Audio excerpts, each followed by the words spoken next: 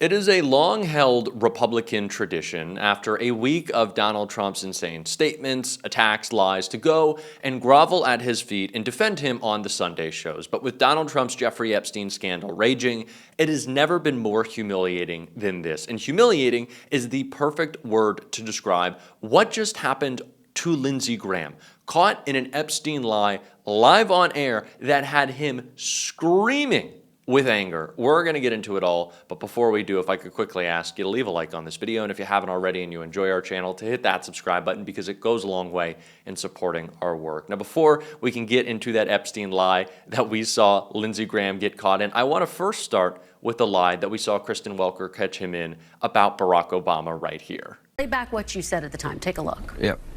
The Russians did it. It was the Russians who tried to interfere in our election. Every member of the committee agrees it was the Russians. They didn't change the outcome, but they did release information embarrassing to the Democratic Party. It did affect Hillary Clinton. There's only one person in Washington that I know of that has any doubt about what Russia did in our election, and it's President Trump. Senator, are you now saying that you don't believe that Russia tried to interfere in the 2016 election? Well, what I am saying is that you left a lot out here. It's called the Horowitz Report. It's the Mueller investigation was crooked and rotten to the core. The Washington Post and the New York Times got a Pulitzer Prize for reporting on Trump's campaign's relationship with Russia. It was all BS. At the time, I didn't know any of that. At the time, I didn't know that they were manufacturing evidence to get FISA warrants. There was a confirmation bias.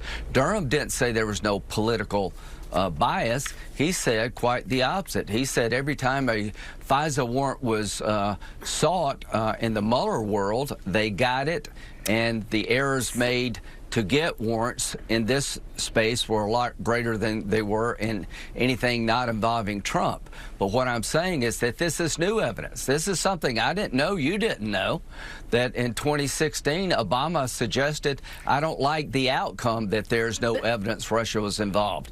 Well, now we all say Russia was involved, but in 2016, they said Russia wasn't involved. What the hell happened? Let's get a special counsel. Hold on, Senator. As you know, former President Obama has weighed in through a spokesperson. He says that's just patently false. I actually spoke to Susan Miller, who's a former senior CIA officer who helped oversee the 2017 intelligence assessment on Russian interference.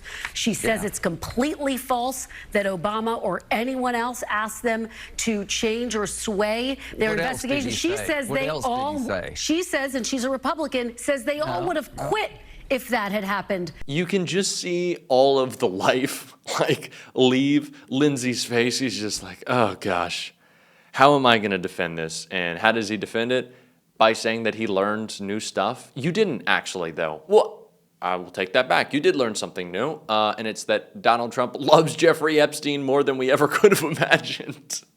It's like, well, what new information did we learn in this Obama saga? Ooh, the Obama Russiagate saga. What was the new piece of evidence was that Donald Trump really liked talking about kids, and maybe more than just talking about with Jeffrey Epstein. That is a piece of information. I'll give it to Lindsey. That kind of shakes things up. Now you really got to talk about Obama. But unfortunately for Lindsey, yeah, the members of the administration already kind of made it clear what the truth is about this. And so before we get into Lindsey's Epstein lie, I want to see how Jessica Tarlov called that his Obama lie. Wanted.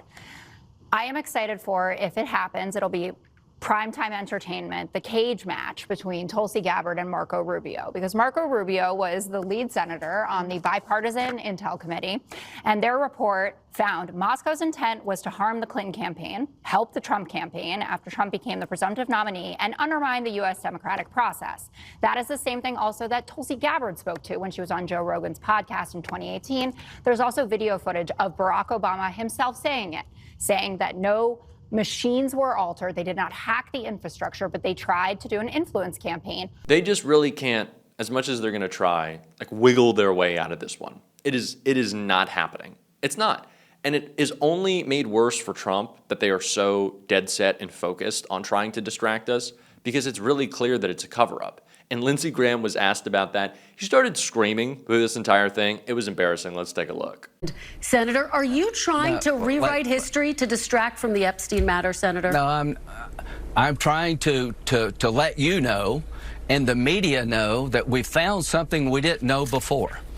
At the end of the day, I'm not calling for a prosecution against President Obama for treason, but I am calling for an investigation. Mr. Miller also said there was no credible evidence that President Trump colluded with the Russians. For years and months and days and weeks, people had their lives turned upside down chasing the Mueller narrative that Trump was in bed with the Russians, that the Trump campaign was colluding with the Russians. The only people colluding with the Russians were the Hillary Clinton campaign and Christopher Steele manufacturing a document to get warrants against Carter Page based on lies and falsehoods. So, yeah, I'm very familiar with it. What you don't seem to acknowledge is there's something new being found. Rather than reinventing the wheel here, let's go back to a special counsel model to look at this something new. The something new is statements by President Obama.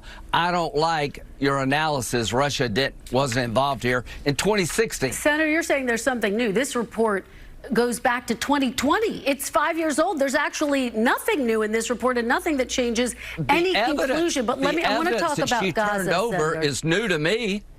Senator, it's new to me. But Senator, you're trying to sweep this stuff under the rug, and that's not right. But Senator, you know that at the time you said you did believe the assessments and the multiple investigations. But let me move on to Gaza. Let's talk about Gaza, Senator, because this is so. Imagine being Lindsey Graham and having to go on TV, defend Donald Trump, a guy who's humiliated you your entire political career, someone that you don't even really like, you just like the proximity to power, and then not only having to debate Kristen Welker when you have no facts, but to also have to debate Lindsey Graham from a couple of years ago.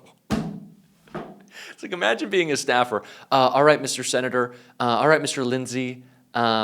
This morning, you're going to be on Meet the Press, and you're going to be talking to, obviously, Kristen Welker. You're also talking to yourself when you had just like a sliver more sanity and moral clarity. I know it's all gone away, but you're going to have to deal with that. It's going to be humiliating, and you're doing it for a guy who likes to talk about how much he loves 12-year-olds and 17-year-olds. Yep, the guy who dated teenagers. Okay, yeah, and he's the insurrectionist president. Are you good with that, Lindsey? We're good to. Okay. We're good. Oh, we're good to go. Get out there, buddy. You're going to kill it. What an embarrassment. Like, the guy is in embarrassment. And do you know what he gets for all this? My favorite part is what Lindsey Graham gets for all this is, like, booed. He gets booed at these Republican events. Like, whenever he's with Trump, people boo him. They don't even like him. That's Lindsey Graham's prize. That is Lindsey's prize in all of this. That's it. That's all he gets for his defense of Trump. It's embarrassing. It is so embarrassing, especially because he will continue to be humiliated when all he's trying to cover for eventually comes out. And that's going to happen because we have people like Ro Khanna, as we can see right here, calling for those Epstein files to be released. So Congressman Khanna, we had this rather extraordinary visit to Florida of Todd Blanche to meet with Ghislaine Maxwell. Do you agree with those who say that she should testify? Wanting her to testify before Congress?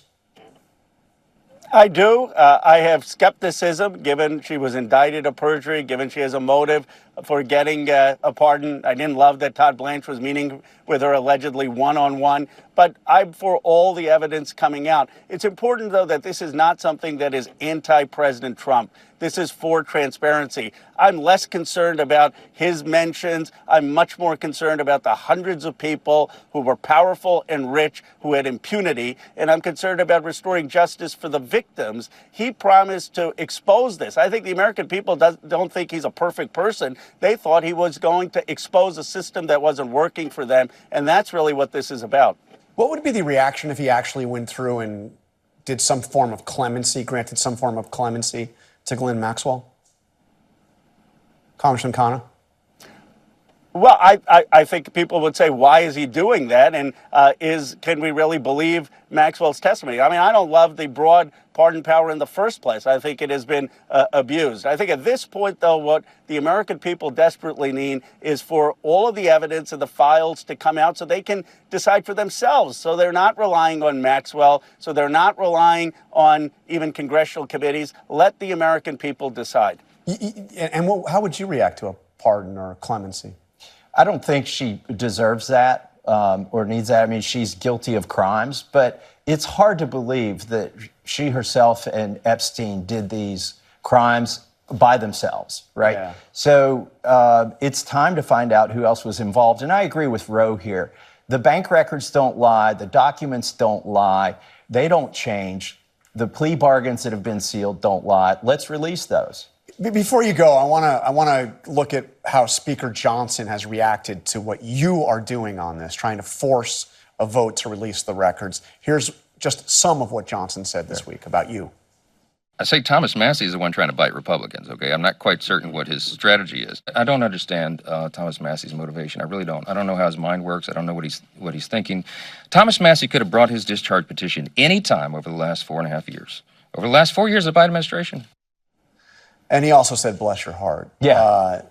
So how do you respond to that? And he's making he's asking a variation of the question I asked Congressman Khanna. It's like, why didn't you try to do this 4 years ago? Well, like Khanna said, I've got evidence of tweets where I've been asking for these things before. The question is, why isn't Mike Johnson having this vote? Why did he send us home early? And he talks about political pain for Republicans as if by invoking transparency and inflicting pain. That should be very telling. What is painful about having this vote? I'll tell you what's politically going to be a liability is if we don't vote on this and we go into the midterms and everybody becomes, they just check out because Republicans didn't keep their promise in Donald Trump. We'll lose the majority. By the way, they're also running $1.8 million of ads against me. Republicans are, for bringing measures like this to the floor. Do Republicans really think this is going away? Honestly, do they think it's going away? Do they think giving us a month to talk about nothing else in the news cycle but this is going to help their case? I don't. I think it's going to be incredibly damaging. I think it's going to make it all worse. And I think it's going to give us a great opportunity to put together a very strategic approach to how we're going to be calling this out. And part of it is going across the country. And this is a little bit of a teaser, but I'm actually going to be part of that effort, going across the country, making the case not only against Donald Trump and his love of Jeffrey Epstein, but his love of screwing working people over in favor of billionaire tax cuts. Now, I'm going to have more information on that soon, but if you were in the Phoenix area, look out for some information soon. It's going to be exciting. And I can't wait to tell you all more about it. Can't wait to continue to call out this administration's BS. And if you want to support that, as always, you can hit that subscribe button, leave a like on this video, and if you stuck around to the end, drop a blue heart in the comments. And until next time, I'll see you soon.